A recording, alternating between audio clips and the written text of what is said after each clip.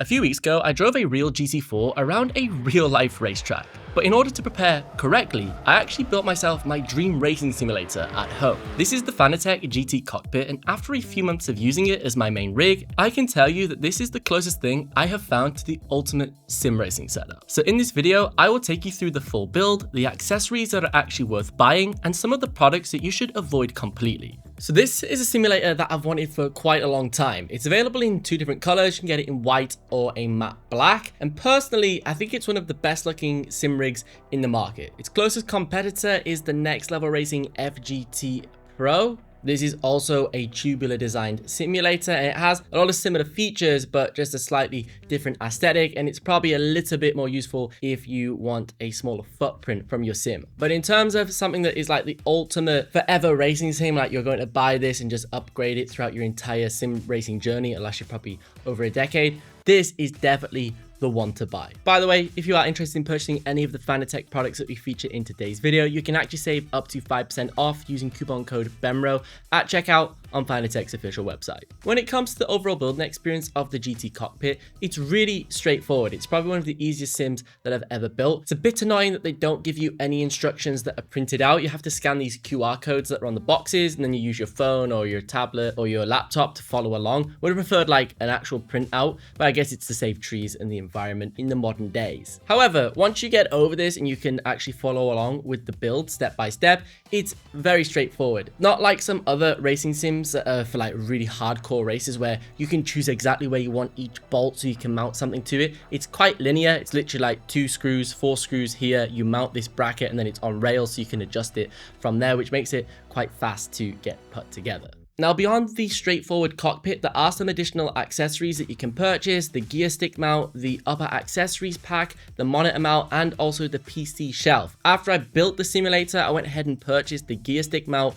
and also the upper accessories pack because Corsair recently purchased Fanatec around 2 years ago now, actually. So a bunch of Corsair products got integrated into the Fanatec ecosystem. When it comes to the gear stick mount, you need to be really intentional about which one you purchase. They have two. They look exactly the same, but one's designed for putting on the left-hand side of the rig and the other on the right-hand side of the rig, depending on which region you're from. Now, obviously, I'm from the UK, so we have the gear stick on the left, but I chose to put it on the right just so that matches most of the games in car, because most games are left-hand drive anyways. So I went for that, and it will also keep this half of the simulator clear for getting in and out of into my room, so it keeps all of the clutter and equipment against the wall so it'll look a bit tidier.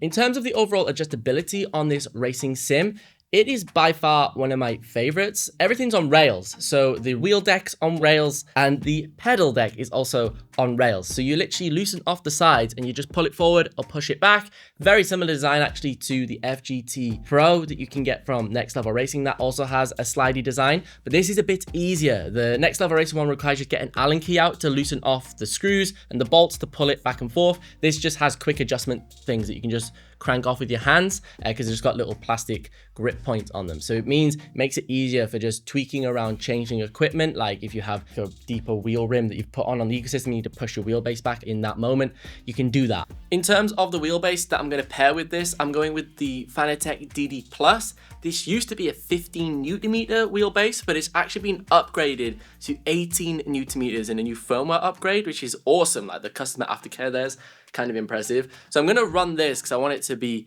insane. I've also upgraded my wheel rim to the official Porsche 911 GT3. This is going to make it more one-to-one with my actual GT4 that I've got, so the circumference of the wheel just feels a little bit more familiar. Now, this is part of the Podium series, so it has an upgraded button box module, which you have to assemble yourself. The paddle shifters just come as a kit that attaches onto the quick release system that then screws on to the universal hub. It's worth these extra steps and it's fairly simple to do. The RPM lights are incredibly bright. I had to turn them down inside of the Fanatec software. And then you also have this beautiful OLED display for showing your speed, your gears, and different telemetry data.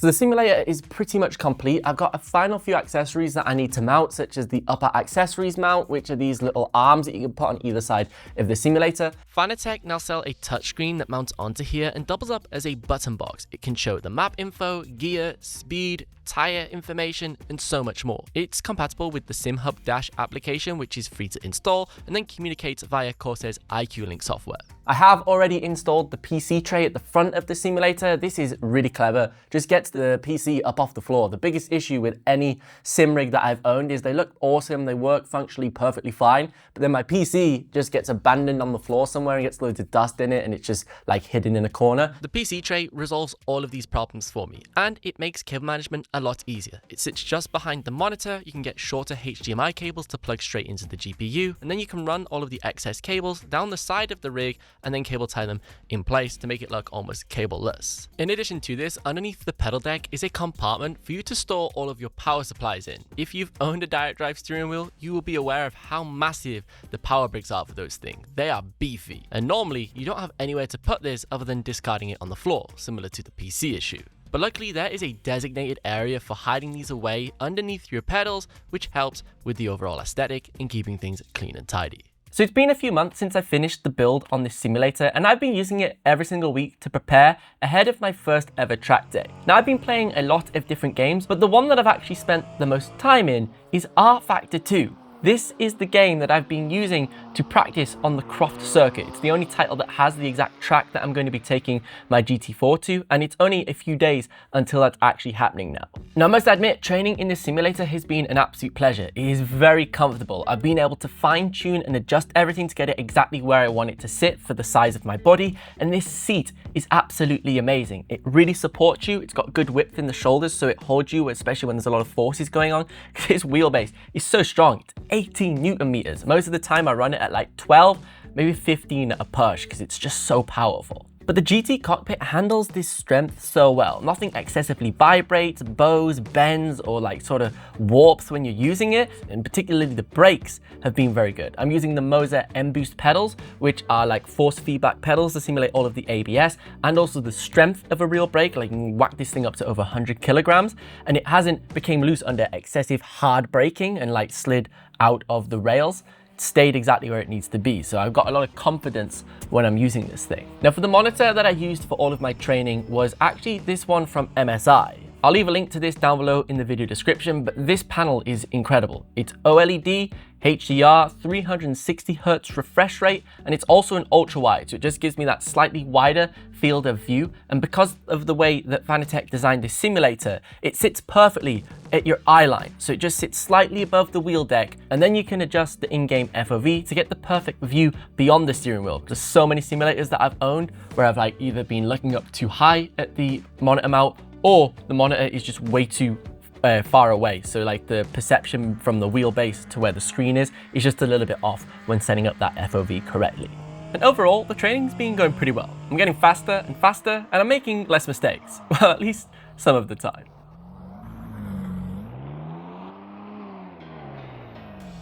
So we're here at Croft in real life, no longer in the game, and we're about to see what the GT4 is like in comparison to the game itself. Now, I don't really know what to expect from today. I'm actually a little bit nervous, and the weather is a little bit intermittent. There's showers and also it's a little bit dry. It's literally raining right now, but there's a bunch of insane cars here today. Like there's GT3s, GT3 RSs, some amazing 911 Turbo S's. So I may potentially be the slowest person on track because I'm most inexperienced, and also their cars are a lot faster than mine. Also, in terms of the map realism, we were using rFactor 2 to prepare for today, and it was like a DLC pack of Croft. It was really good. Like, it has the same parking area both here and also at the second set of garages over there. That's where the hardcore people are today with like GT3 RSs. They're like the elite track day guys. So all of that's identical, and all the way over here as well in terms of the pit lane is bob on. So the way you pull in and on and off the track for rFactor 2 is essentially what we're doing exactly today. So I feel quite familiar actually within the environment today, like I've been here.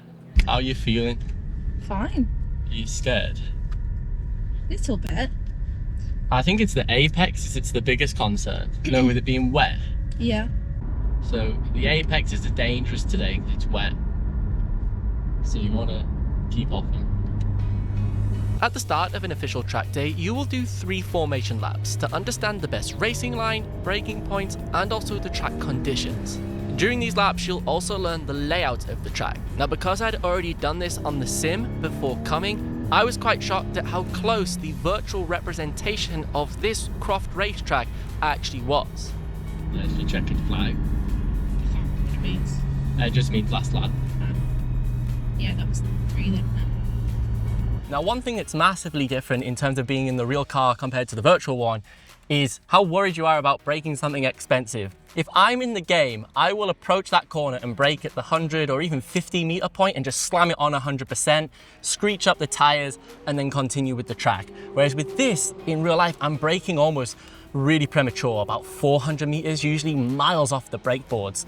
And that means I'm entering the corner really slowly. And then also I'm not swinging out super far because I'm worried about the wet apexes because it's been showering, so I don't want to skid out and hit some wall. Because I actually want to get home safely at the end of the day and not have to purchase new brakes and also new tires. So the way that I'm pushing the car is a lot less compared to how I would do that in the game. But it's not necessarily that it's not fast. It feels pretty fast, but it's nowhere near as competitive as what I would usually be. Being honest, if I hadn't had this exposure to the track before coming here today, I would have found this so stressful. All the other drivers were a lot more experienced, they'd been on this track before, and they had way faster cars. So me being on there in my baby GT4 compared to a GT3 RS, even me just having that basic foundation of knowledge really assisted with how much I enjoyed the day. 100%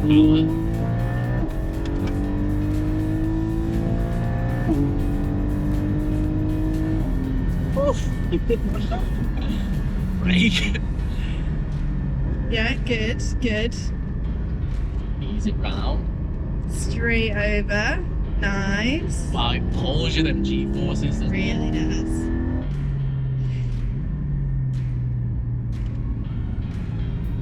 See if you can get that corner. Yeah, right, ready? Yeah. God, it's so loud.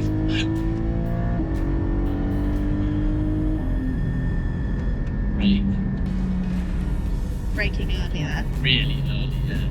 Like, I don't need to brake until another 200, 300 meters there, I'd say. So in terms of my actual experience when I hit the track, it's actually pretty close. Like in terms of the accuracy of the track and where the turning points are, all of that felt quite to scale. But what was different was the audio. So when you're playing on a sim racing game, because you can't feel what the car's doing, the game devs have to really overdo, that was pretty loud.